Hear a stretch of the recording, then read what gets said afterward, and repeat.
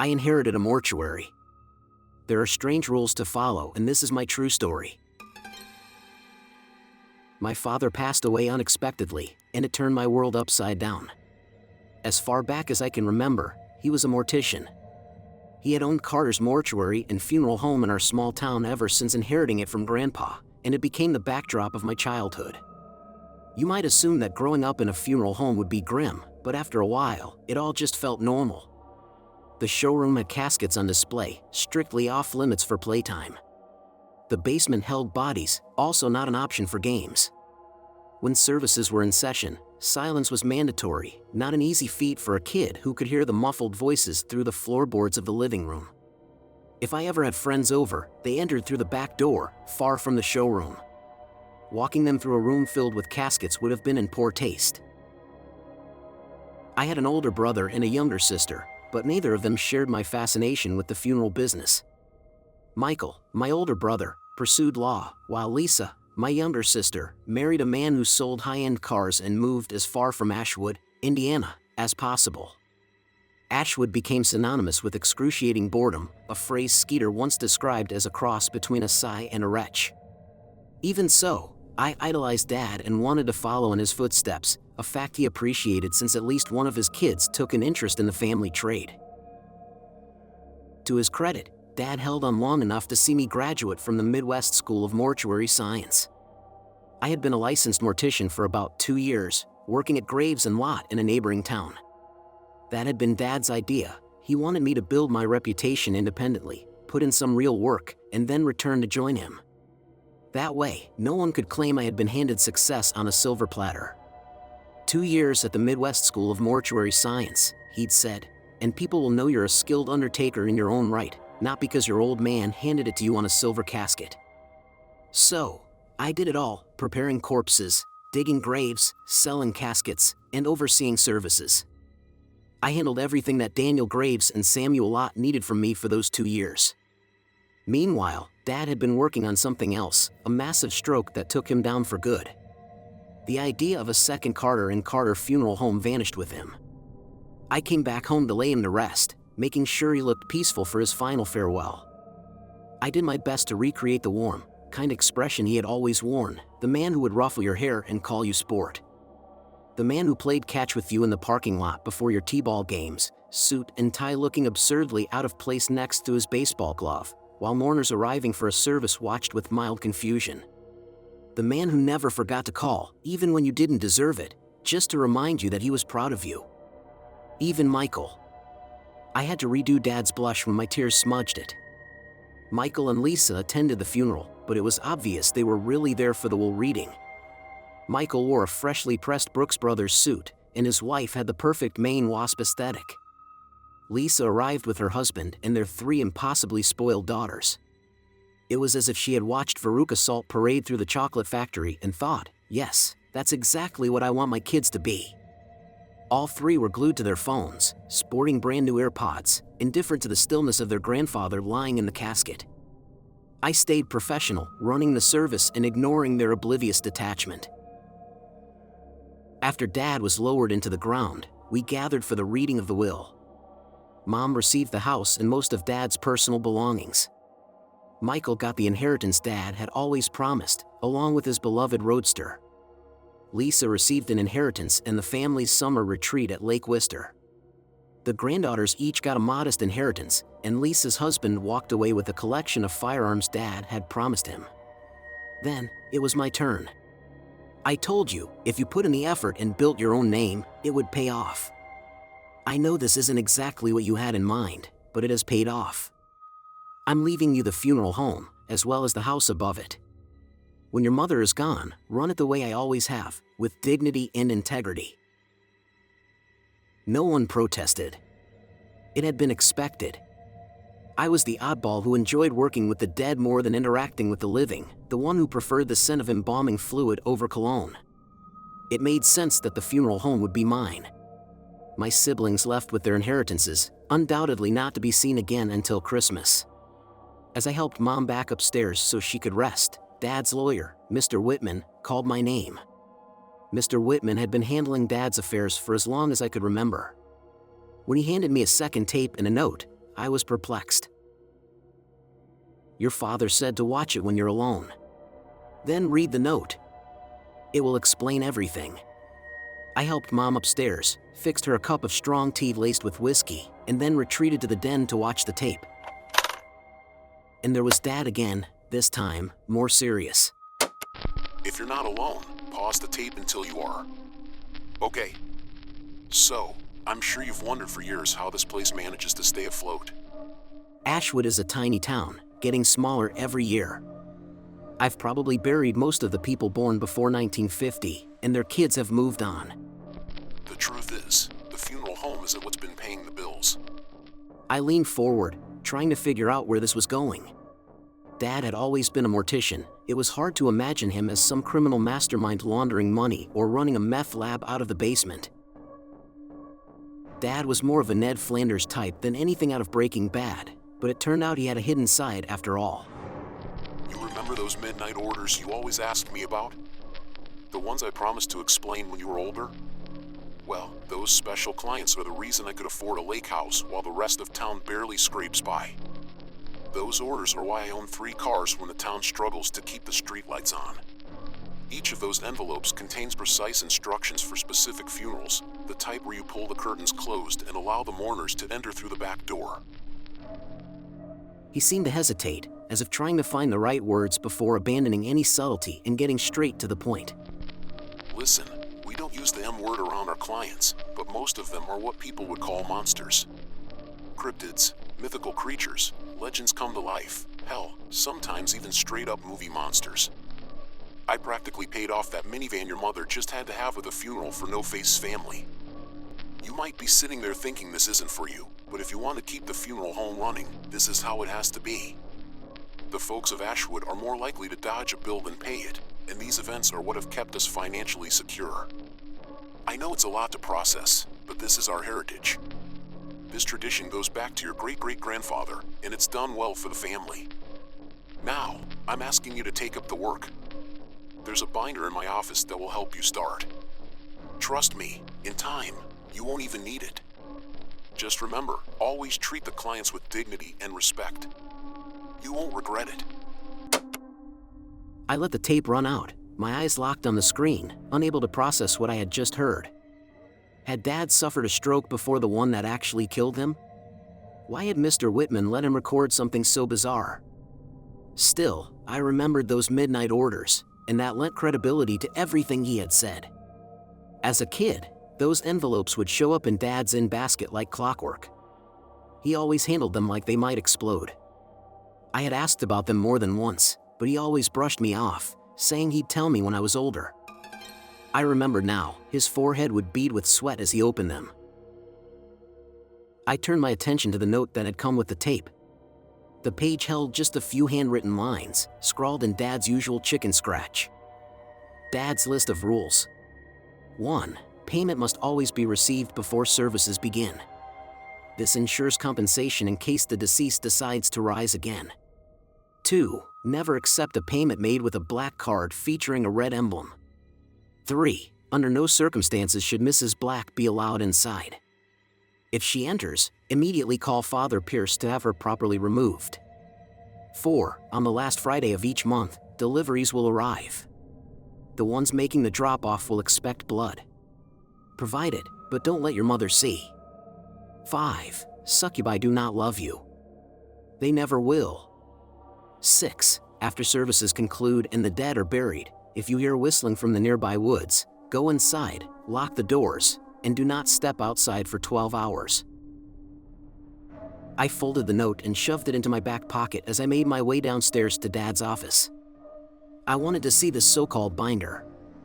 As I reached for it, my eyes landed on something in his in-basket. There, sitting ominously, was a fresh midnight order. I hesitated, my fingers hovering above it. It felt like the envelope was watching me, silently daring me to open it. No wonder Dad had always looked so anxious when he handled these. I finally grabbed the binder, an old, bloated thing with pages sticking out in all directions. As I took a seat at his desk, I picked up the letter, ready to find out exactly what I was getting myself into. If it wasn't my thing, I could always walk away and be the family's disappointment, as I had once hoped to be. Petra Sneedley, 1277, died of natural causes. Her Gorgon sisters will arrive in 2 days to oversee the ceremony. The body will be delivered this afternoon. Payment, 7,500 obols. I squinted at the last line. Obols? Did we even take obols? Wasn't that some long-forgotten currency? I debated looking up the exchange rate. Surely my bank could figure it out, when my eyes landed on the word Gorgon. Gorgon. Like Medusa. I flipped through Dad's notebook, relieved that it was organized alphabetically. Ghouls. Goblins. Gorgons. There it was. 2 full pages, laminated and carefully preserved, detailing exactly how to prepare a Gorgon for burial. Upon arrival, ensure you wear a blinding hood. The small window at the front, the Pearson's Peak, should be securely down to prevent accidental petrification. If, at any point during preparation, you feel your joints stiffen or movement becomes difficult, locate the second cabinet with the Gorgon head symbol on it and use the provided solution immediately. A detailed diagram showed the hood, along with an image of the antidote bottle. Surprisingly, Dad's handwriting on these pages was more legible than usual. Start by enclosing the head, from the crown down to the cascading locks, with special care given to the serpents. They will be shifting, but don't be alarmed, this is merely their final movements before they perish as well. Once the head is wrapped as instructed, you may remove your hood and continue. Under no circumstances should the eyes be uncovered, as direct exposure would leave you completely petrified. Should this occur, pour the contents of the bottle over the afflicted individual, and they should revert to normal. A diagram detailed how to wrap the head, prepare the body, and secure the eyes to prevent them from accidentally opening. Some annotations were penned in Dad's handwriting, while others were in Granddad's impeccable script. So, it was true. This had been happening for quite some time. How had I never witnessed one of these rites? All I could recall were the usual ceremonies, women adorned in church attire, men in formal suits, but nothing like this ever stood out in my memory. Then something resurfaced, something I had dreamed about repeatedly. Something I had dismissed as a childhood nightmare. Mom had been away, my siblings were sound asleep, and I had been consumed with fear. Strange sounds, unsettling grunts and low growls, echoed through the house, prompting me to search for Dad. He wasn't in bed. He wasn't in the living room. As the noises persisted, I realized he must be downstairs in the mortuary. I descended into the showroom, where the stairs led directly into our kitchen, and the noises grew more pronounced with every step. A faint glow emanated from the chapel, and the closer I got, the more intense the sounds became. I hesitated before gently pushing the door open, revealing a dimly lit space brimming with monstrous figures. Some turned towards me, their elongated fangs gleaming with saliva. I screamed so loudly, I might have roused the dead. Then I woke up in my bed, morning light streaming in, and assumed it had been just a dream. But now, I wasn't so convinced. Just then, a loud thump echoed from the basement, a metallic chute door slamming open and then shut again. I assumed it was Petra, as there were no scheduled deliveries today according to the whiteboard behind the desk. It was fortunate I had come down here to retrieve the binder, I mused. Otherwise, I would have gone in unprepared and ended up more stoned than during my freshman year of college. The last thing I wanted was to disregard all of Dad's meticulous research. I chuckled at my own lousy pun. Since no humor police materialized to arrest me for my bad joke, I grabbed the binder and headed for the basement to inspect its contents. I had laid my father to rest just 4 hours earlier, but evidently, there was no peace for the wicked. The mortuary basement was fairly standard.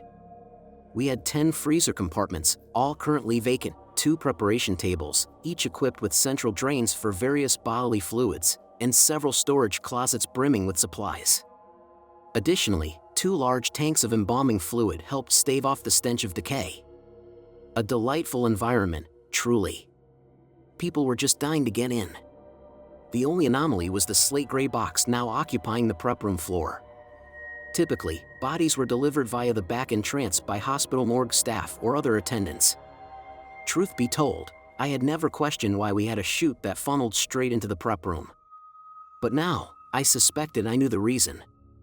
Whatever had deposited the body had merely pushed it down the chute, leaving it for some unsuspecting worker to discover and get an unpleasant surprise in the process.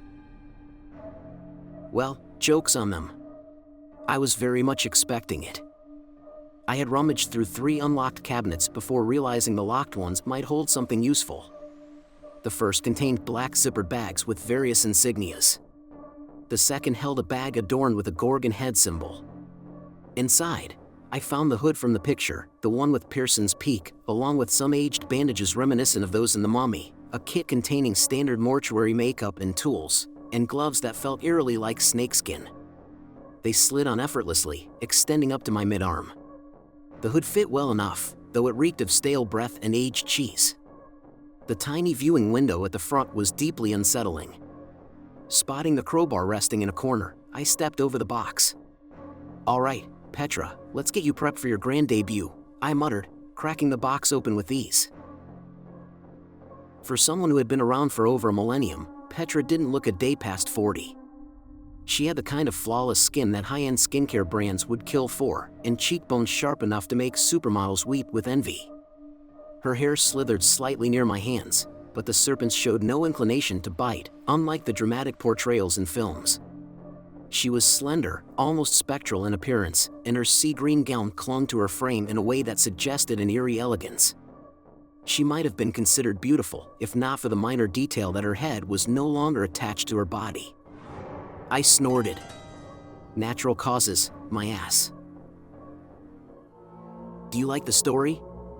Don't forget to subscribe to hear more stories like this. She was surprisingly light as I lifted her onto the table, then went back to retrieve her head, which I needed to reattach. The muslin bandages wrapped easily around her serpentine locks, allowing me to secure them before proceeding. With the snakes now covered, I removed the rancid-smelling hood and got to work. I reattached the head after ensuring the eyes were securely pinned shut, and with a bit of effort, the stitches were nearly imperceptible. Normally, I would have relied on adhesive or eye caps to keep them closed, but that would have meant opening them first, and I wasn't about to risk that. The pins were a pale green, clearly designed to blend with the Gorgon's complexion, and they went in smoothly without appearing unnatural. I applied a hint of blush, but no shade seemed to complement her unique tone. In the end, I opted to leave her as she was. Her natural beauty needed no enhancement, before placing her in a refrigerated compartment. As I wrapped up, I shrugged, unsure of what else to do. I supposed I'd be meeting her sisters the following day to determine their wishes regarding their dear departed sibling, who had undoubtedly passed away from natural causes and definitely not from being beheaded. Nothing worth losing my head over, I thought with a smirk, making my way upstairs to check on Mom and ensure everything upstairs was still in order. Petra's sisters arrived promptly at noon the next day. Dressed identically in black attire, dark sunglasses, and the kind of boxy, veiled church hats that were commonplace in my profession, they exuded an air of formality. Most of the women I had seen wearing such accessories weren't using them to conceal a nest of snakes, but I figured that was beside the point. They introduced themselves as Helena and Margarina, though in my mind, they were always Marge and Selma. With Petra now residing in the basement, they certainly completed the aesthetic. "Well, Mrs. Helena." "Helena," she corrected icily. "Right. As much as I'd love to accommodate, we don't offer solid gold caskets. However, I do have an elegant seafoam teak option with a crushed velvet interior and brass fittings. It's a premium selection, but it falls well within your budget of, I double-checked to be certain, 7,500 obols. I have to admit, ladies, I'm not exactly well-versed in the current exchange rate for obols to US dollars. How much are we talking about here?" Selma let out a derisive snort, casting a skeptical glance at Marge. "This establishment has really declined since Mother's service. This one doesn't even comprehend the value of ancient currency or the correct pronunciation of classical Greek. Quite shameful for someone in his profession. I do apologize, ladies. I only recently took over the business." They both nodded, Marge jotting something down on a slip of paper before handing it to me. "Get in touch with Vince. He lives nearby. He can handle the exchange for you." If you recall our trip to New Orleans a few years back, Selma said, adjusting her veil. The cuisine was appalling. Utterly dreadful, Marge agreed, as if revisiting a familiar grievance. The exchange rate at the time was ridiculous, too many pesos to bother counting, but it was 25-1 for the American dollar. And that was through a foreign broker. Vince will undoubtedly secure a much better rate. I barely managed to keep my jaw from dropping. Running some quick calculations in my head, I estimated that 7,500 ables translated to roughly $200,000. A portion of that would be allocated for the funeral arrangements, but it made me wonder who exactly would be attending this service, and what precautions would I need to take. So, what sort of arrangements were you envisioning for the deceased? We trust you understand the necessary precautions for an open casket, Marge stated. The hair restrained, the eyes secured, and the damn head reattached, Selma rasped, living up to her namesake. Her voice sounded like she had transitioned from smoking cigarettes to outright consuming them. Yes, about that. The official report listed her cause of death as natural. Natural causes, they both affirmed, nodding in unison. So, if you don't mind me asking, do your heads just attach on their own? Selma exhaled sharply, clearly insulted, but Marge was more composed. Gorgons, as a rule, do not simply perish on their own. We are semi-immortal, capable of living indefinitely unless interfered with. However, ever since that fool Perseus and his misguided crusade, certain extremist groups have taken to hunting us for sport. Beheading has become the standard method of execution for us, but it is, for all intents and purposes, classified as a natural cause of death. For the second time that day, I had to collect my dropped jaw. So your sister was murdered by some lunatic with a blade? Marge's expression tightened. I don't know what a lunatic is, and these days, it's usually done with a machete or a compact chainsaw. But yes, your kind has become disturbingly proficient at eliminating the few of us who remain. We spent the next hour discussing their specific needs, and despite their sizable budget, their requests were surprisingly modest, a few $100s worth of floral arrangements, a catered reception consisting primarily of insects and raw meat. Luckily, I had a contact listed in the Rolodex under Bug and Meat Guy, an ample supply of wine, and a brief 1-hour service for approximately 30 guests. They wanted her cremated afterward to ensure no one could claim the body, and I hoped I had something powerful enough to do the job. I wasn't convinced a standard crematorium could handle a Gorgon, but who knew? Marge did most of the negotiating, with Selma chiming in now and then with sharp remarks or added suggestions. If I hadn't already settled on a Simpsons reference, it would have been just as easy to call them Rose and Dorothy, arranging final affairs for Blanche. By the end, I was staring at an invoice totaling around $8,000 with a mountain of overhead costs. I wasn't trying to overcharge them, but I did wonder if they realized how steep that was. And naturally, we'll require security for both the funeral and the reception, Selma snapped. There it was. Security was bound to be another hefty expense. Do you have a preferred service? I asked, flipping through the Rolodex for a contact. The same firm we used for Mother's service should suffice, Marge said, waving a gloved hand dismissively. Hey, he wasn't at that one. He has no idea who our father worked with, Selma retorted, her tone dripping with disdain. It was the gentleman with the dogs perched on his shoulders. What was the name of their company? Marge pondered. A man with dogs? That triggered something in my memory. Then I spotted it under AE, a card for Aegis Security Solutions. Aegis Security Solutions, safeguarding your events like the gates of Hades. That's them, Marge said as I held up the card. Check if Mr. Owens is available. He was the one I was referring to. I assured them I'd make the arrangements, and they both thanked me before placing a heavy bag onto the desk. It was the size of a laundry sack, and I half expected to see a giant $sign painted on the front. When it landed, it emitted a metallic clang, and when I attempted to lift it, I couldn't budge it. Selma had set it down as if it weighed nothing more than a handbag.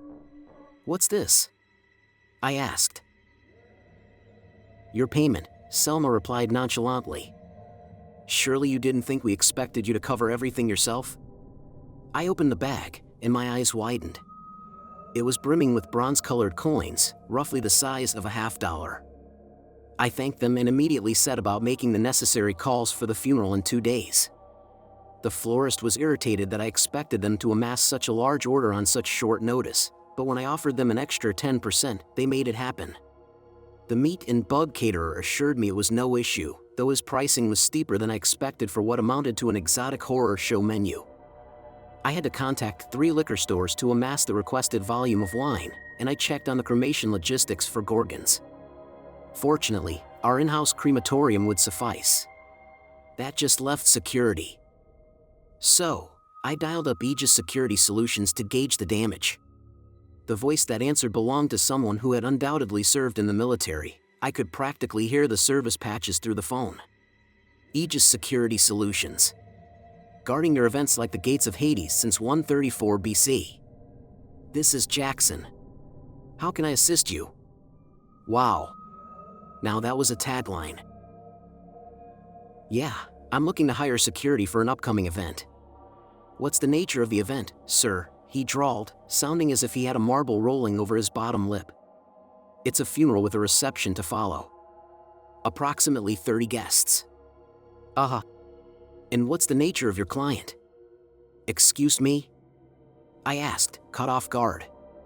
What sort of entity is the funeral for? Riptid? Mythological? Otherworldly? Folklore? Lovecraftian? Oh. It's for a Gorgon.